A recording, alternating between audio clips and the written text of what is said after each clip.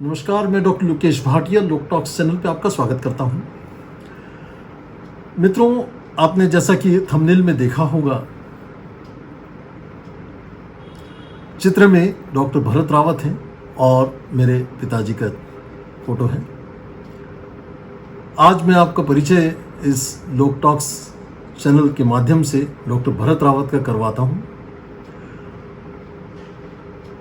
आप एक अंतर्राष्ट्रीय ख्याति प्राप्त इंटरवेंशनल कार्डियोलॉजिस्ट हैं। आप एक चिंतक, दार्शनिक, लाइफस्टाइल कोच भी हैं। मेरे लाइक माइंडेड फ्रेंड्स में से हैं। विगत 40 वर्षों से हम एक दूसरे से परिचित हैं। हम स्कूलमेट्स हैं और मेरे पिताजी के हम दोनों ही बालाजी के शिष्य रहे हैं।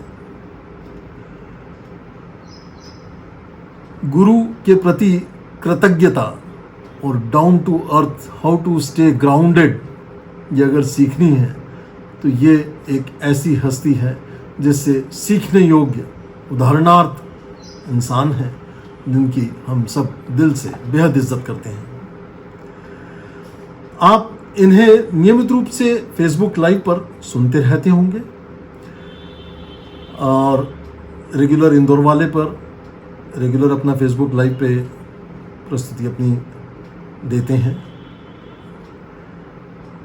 और आपकी एक खासियत के बारे में आपसे चर्चा में करना चाहूँगा। स्कूल डेज से MBBS और बहुत लंबा साथ हमारा रहा है। आपकी एक खासियत रही कि जिस भी टीचर का जो भी पीरियड था, जो भी उन्होंने सिखाया है, वो पूरी तरह से उन्होंने समझ करके ही बाहर निकलना होता था। कोई डाउट अगर है तो वो डाउट जब तक क्लियर नहीं हो जाएगा, ही विल नॉट प्रोक्रेस्टिनेट कि मैं घर जाकर के पढ़ लूँगा, समझ लूँगा। नहीं, he will make sure that he understands that topic right at that moment. That is how he has lived every day in his life to his fantastic levels, and his so spiritually evolved personality. ऐसी अप्रतिम हस्ती का आज आपका परिचय मैं करा रहा हूँ। आप उनके टॉक से अभिभूत होंगे और मेरी इन बातों से आपको निश्चित रूप से ये लगेगा, टॉक के बाद आपको निश्चित रूप से लगेगा कि हाँ, एक वाकई में एक बहुत बड़ी हस्ती से आपका परिचय हो पाया है। मेरे लिए बहुत गौरव की बात है कि मेरे एक स्कूलमेट, एक ऐसे साथी, सहपाठी का मैं आपको परिचय एक गौरवान्वित होकर के आपको दे रहा हूँ। आइए इनसे सुनते हैं एक आध्यात्मिक चिंतन पर, जिसका इन्होंने बहुत खूबसूरत शीर्षक दिया है, balance sheet of life. Over to doctor Bharat Rawat.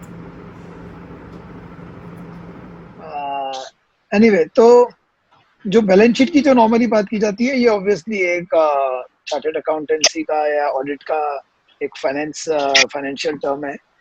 लेकिन मैं जिस बैलेंस शीट की बात कर रहा हूँ वो थोड़ी आध्यात्मिक है, और मैं कुछ समय से इस पे विचार करता रहा हूँ, और फिर इसी पे हमने एक टेड टॉक दिया, और फिर अभी मैंने एक आर्टिकल मैगजीन में प्रिंट हुआ है और स्पीकिंग ट्री के अंदर मैंने भेजा है। So anyway, so the concept is that जैसे कि हम भगवान में विश्वास करें या ना करें, हम एटलीस्ट ये सोचें कि अगर हम किसी बगीचे में कुछ समय के लिए गए और एक माली है जो ऊपर से देख रहा है कि कौन आया था, तब ये बगीचा कैसा था, और जब ये गया तब ये इस बगीचे को किस तरीके से बदल के गया, तो डेफिनेटली वो हमसे खुश है कि नहीं है, इस पे निर्भर करता है कि हम अपनी मौजूदगी के अंदर उस बगीचे को थोड़ा सा और खूबसूरत बना के गए या उसको और खराब करके चले गए।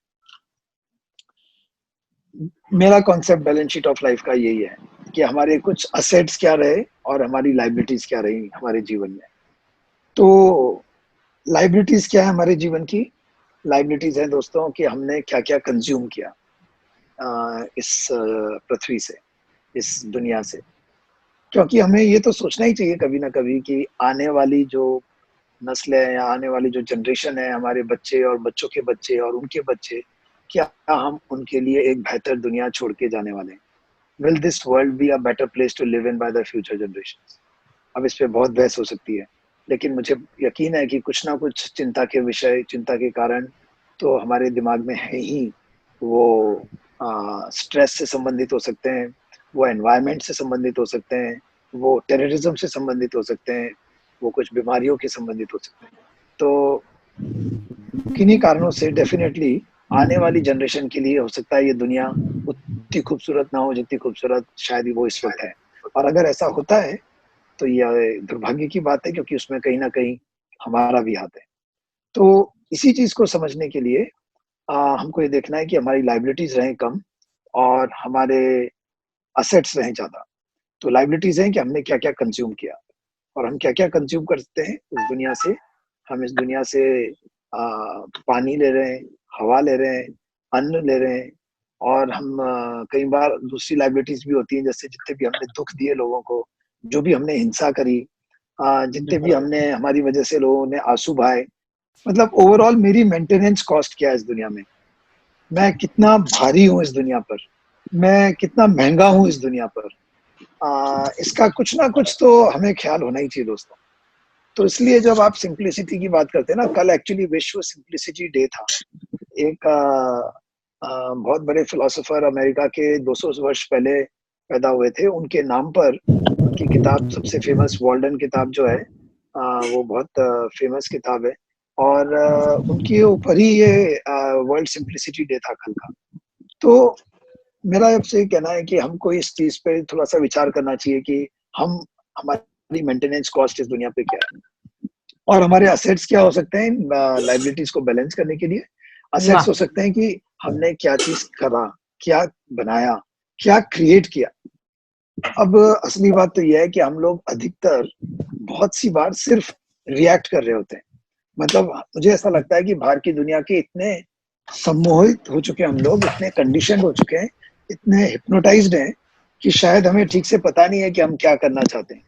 और अधिकतर हम हाके हुए होते हैं, अधिकतर हम पपेट बन के अपना काम कर रहे होते हैं और हमें बाहर की दुनिया की जो डिमांड्स हैं, एक्सपेक्टेशंस हैं, उन्हीं को पूरा करने में हम लगे होते हैं। तो ऐसा हमको सोचना चाहिए कि यार मैं हमेशा रिएक्ट नहीं करूँगा और मैं एक्ट करूँगा और वो जो ट्रू एक्शन है, जो कि बाहर की दुनिया की एक्सपेक्टेशंस के बियॉन्ड है, वही क्रिएटिविटी है और वो क्रिएटिविटी हमारा एसेट है। और हम क्या पैदा कर सकते हैं? हम जॉब अपॉर्च्युनिटीज़ पैदा कर सकते हैं, हम कोई संस्था खोल सकते हैं, हम पुस्तकें लिख सकते हैं, हम लोगों को इंस्पायर कर सकते हैं, लोगों को एजुकेट कर सकते हैं, लोगों की मदद कर सकते हैं, कुछ चैरिटी कर सकते हैं, कुछ पेड़-पौधे लगा सकते हैं, कुछ एनवायरनमेंट का भला कर सकते हैं। तो इस तरह की बहुत सारी चीज़ें हैं जिसमें जिस तरीके से कि एसेट्स बढ़ाए जा सकते हैं।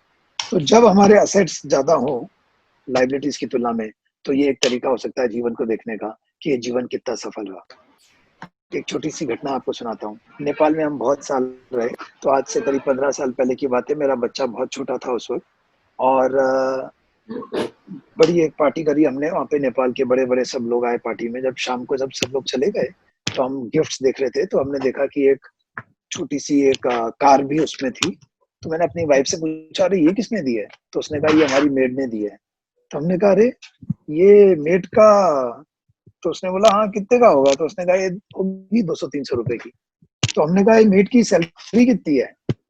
तो उसने कहा कि 2-3 3 3000 रुपए देते हैं इसको। तो उसने कहा कि इतनी चिंता मत करो, अगले महीने इस मेड की भी बर्थडे आ रही है, तो उसको भी हम कुछ गिफ्ट कर देंगे। दोस्तों, मैं रात भर ये सोचता रहा कि मैं उसको क्या गिफ्ट करूँगा। अब आप देखिए कि उस मेड ने जिसकी 3000 रुपए की सैलरी थी, 300 रुपए का गिफ्ट मेरे बच्चे को अब उसकी बर्थडे पे दे दिया। क्या मैं अपनी सैलरी का 10% निकाल कर उसको उसकी बर्थडे पे देने वाला हूँ? तो फिर अमीर कौन है? तो ये इस तरह की बातें कई बार हम विचार कर सकते हैं कि हो सकता है हमारे मेड, हमारा हमारा ड्राइवर, हमारे सर्वेंट्स, उन लोगों की बैलेंस शीट हमसे ज़्यादा बेहतर हो। क्योंकि हो सकता है कि हम उनसे ज़्यादा असेट्स लेके बैठे हैं लेकिन शायद उनकी लायबिलिटीज हमसे कम है। और डेफिनेटली जो भी हमने अनयूटिलाइज्ड एक्यूमुलेशन करते हैं, जिसको हम परिग्रह कह सकते हैं, वो हमारे ट्रूली असेट्स नहीं है, वो लायबिलिटीज हैं, क्योंकि वो हमको एक बड़ा चौकीदार बना रहे हैं। क्योंकि पहले तो आप उतना पैसा कमाएं कि जरूरत से ज्यादा जिसकी हमको जरूरत नहीं है, और फिर उसको हम अवेयरें, संभाल के रखें कि उसका कुछ, जैसे अभी उज्जवल ने बताया कि अगर आप गोल्ड लेते हैं तो वो क्राइसिस के समय बढ़ता है, फिर बाद में कम हो सकता है, और अगर आप प्रॉपर्टीज लेते हैं तो उसके अंदर प्रॉब्लम हो सकती है कभी। इसी तरह से तो कोई भी इन्वेस्टमेंट आप करेंगे तो बिना रिस्क के तो नहीं है। तो इसका मतलब यह है कि फिर आप एक चौकीदार बन रहे हैं, फिर आप उसमें भी एनर्जी लगाएं। तो पहले कमाने में एनर्जी लगाई, फिर उसको संभालने में एनर्जी लगाई। और इस सब चीजों का एक मुख्य कारण ये हो जाता है कि हम अति परिवारवाद में पड़े होते हैं। और अति परिवारवाद का मतलब ये है कि जरूरत से ज्यादा अपने घर वालों का, अपने बच्चों का, अपने बीवी बच्चों का अपने जरूरत से ज्यादा लगातार ख्याल रखना।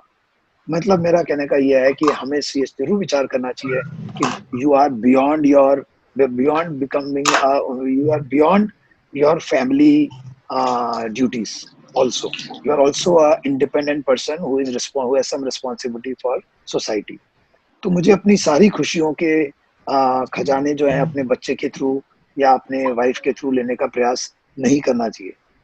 और अगर किसी और का बच्चा मेरे बच्चे से ज्यादा मेहनत कर रहा है या उसने कुछ और किया है, तो वो हो सकता है किसी चीज के अंदर मेरे बच्चे से आगे हो, विच इज ऑल्सो फाइन। और हम हमेशा ये सोचते हैं कि मेरा परिवार के अंदर, मतलब अगर स्वास्थ्य की बात करी जाए तो आप ये देखिए कि हिंदुस्तान के अंदर एवरेज आयु 70 वर्ष की है, और हर व्यक्ति ये सोचता है कि मेरे घर में 100 साल से पहले कोई नहीं मरना चाहिए। तो दोस्तों, अगर ऐसा ही होगा तो इसका मतलब तो पड़ोसी तो हर व्यक्ति 50 साल की उम्र में मर जाएगा, तभी ना एवरेज 70 साल का होगा। तो ऐसे कैसे होगा? भगवान ऐसे तो नहीं करेगा। तो डेफिनेटली हमारी जो ये बहुत सेल्फिश डिजायर्स होती हैं, ये अति परिवारवाद की वजह से होती है, और इस अति परिवारवाद से भी हमें बचना है।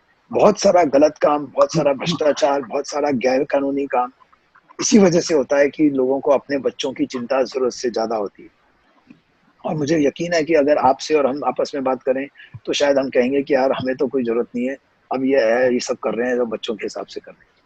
और कई बार हमको ये समझ में नहीं आता है कि जब हम अपने मरीजों से पूछता हूँ कि how is your business running, तो मेरे मरीज कहते हैं हाँ, बिजनेस इज रनिंग फाइन।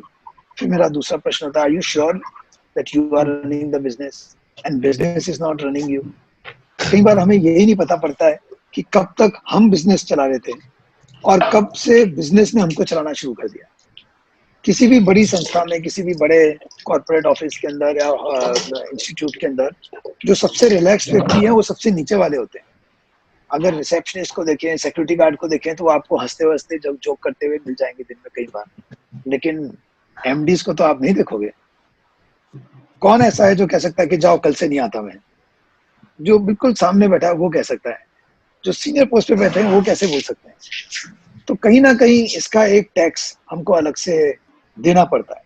तो जब भी हम जरूरत से ज्यादा एक्यूमुलेट कर रहे होते हैं तो कुछ टैक्स दे रहे होते हैं। जब भी मैं आगे से कुछ पकड़ के उठाने की कोशिश करता हूँ तो पीछे से कुछ ना कुछ छूटता ही है हमारा, डेफिनेटली छूटता है।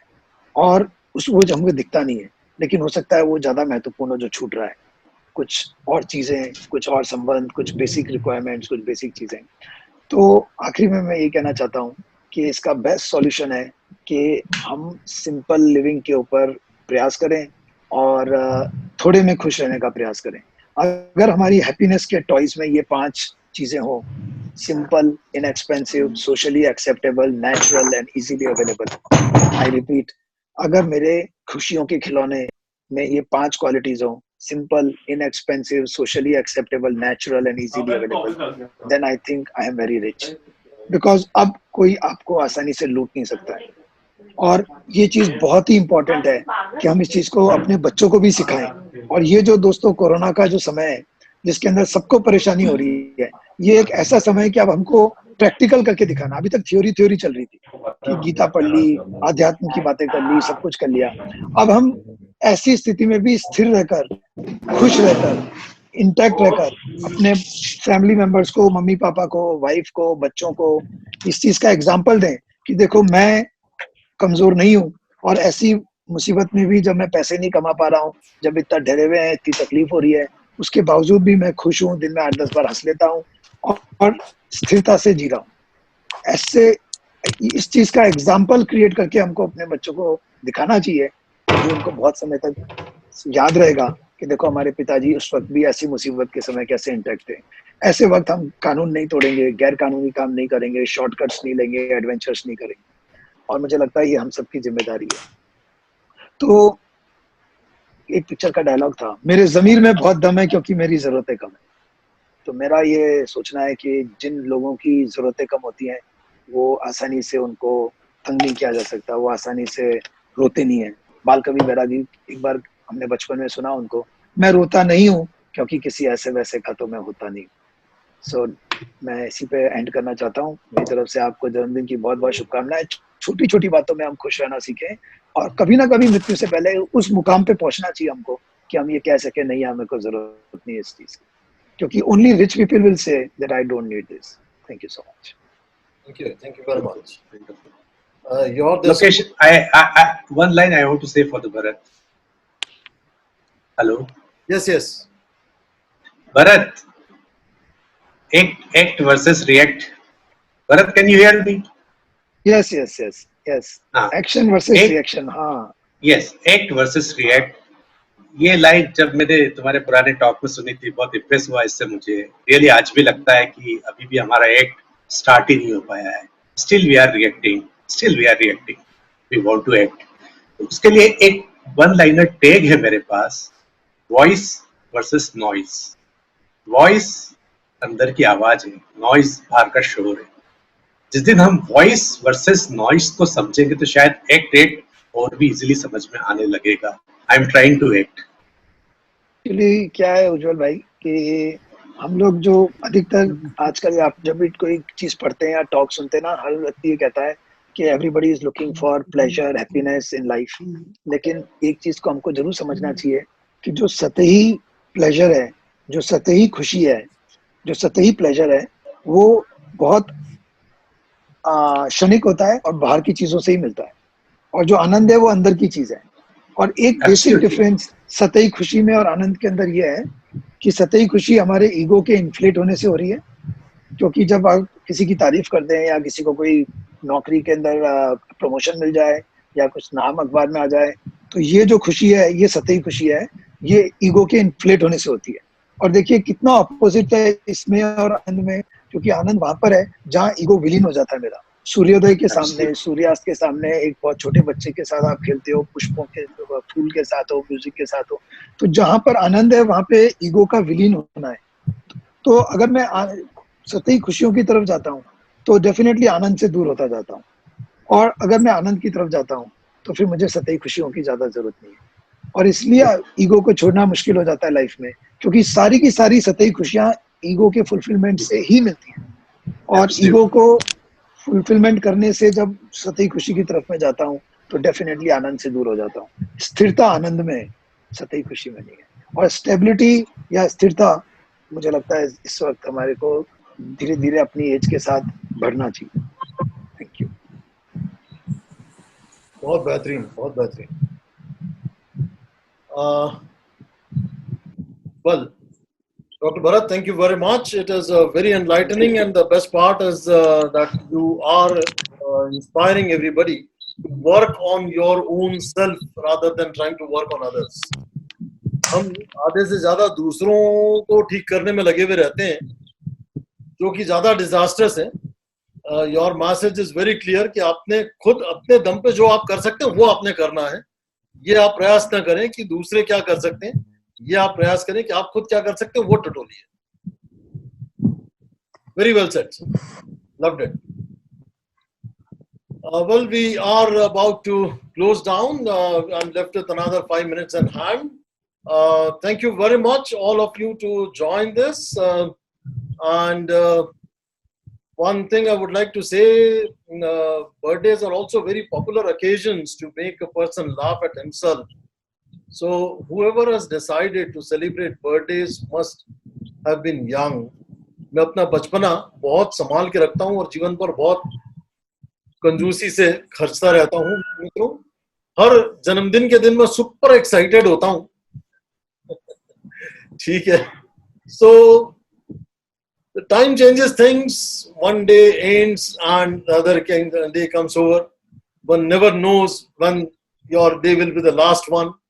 So as 1 year got completed, last birthday to this birthday, we should always be very grateful to God for giving me this last 1 year, and beautiful 1 year in fact, praying for the same, that another wonderful year God should grant me, and we all should join and pray for the same. Thank you very much for your wonderful blessings and greetings for and joining on this birthday program. Do take care of yourself. Thank you very much. All the best. Thank you. Bye bye. Bye bye, everybody. Bye. Thank you so much. Good night. Good night, everyone. Thank Enjoyed you. your Once again, happy birthday, Dr. Lokesh. Thank you very much. And it was fantastic. Thank you so much. Bye. Thank you. Thank you very much. Thanks Thank you, a lot. sir. Thank you very much Thank you. Thank you, for a sir. very good program. Thank you. आपको बहुत बहुत शुभकामनाएं जन्मदिन की एक doctor बार फिर। Lokesh happy birthday जन्मदिन का Take care. स्पेशल मेरे हिसाब से कार्यक्रम हो नहीं सकता था, barring apart the technological problems. But I think this is the only way we can keep interacting, we can keep seeing each other, and अपनी Yeah. एक दूसरे की भावनाओं से अपन एक दूसरे को अवगत करा सकते हैं। और ऐसे टाइम में एक जो सोशल आइसोलेशन जो फील होती है, वो एटलीस्ट हम एक दूसरे को देखते रहते हैं, एक दूसरे से बातचीत करते रहते हैं, चर्चाएं करते रहते हैं, तो बड़ा एक सुकून महसूस होता है। ये एक बहुत बड़ी फीलिंग है अपने आप में। जो मेहनत करके हमें इस लेवल पे ला करके रखा है, उनके प्रति हमें बहुत शुक्रगुजार होना चाहिए। और प्रार्थना जो हर दिन करता हूँ, आप लोगों से भी निवेदन करूंगा कि इस कोरोना के युग में सबसे प्रार्थना करें, सबके लिए प्रार्थना करें। मैं कल देख रहा था जब से अमिताभ बच्चन भर्ती हुए हैं, लोग उनके लिए होम हवन करा रहे हैं, जैसे एक वही है, 8 लाख लोग जैसे एक वही है। तो हम सबके लिए यज्ञ करें और सबके लिए प्रार्थना करें। सर्वो भवन्तु सुखिना, सर्वे भवन्तु निरामय, सर्वे भद्राणि पश्यन्ति मा दुर्भाग् भवेत्। इसी प्रार्थना के साथ ये सेशन से मैं आप सबसे इजाजत लेता हूँ। बहुत बहुत धन्यवाद, आपने इस जन्मदिन को बहुत खूबसूरत बनाया। Hello, Anurag. Nice to see you. Thanks a lot. Thank you. Thank you, sir. Thank you very much. Thank you very much. Most Thank you so much, Dr.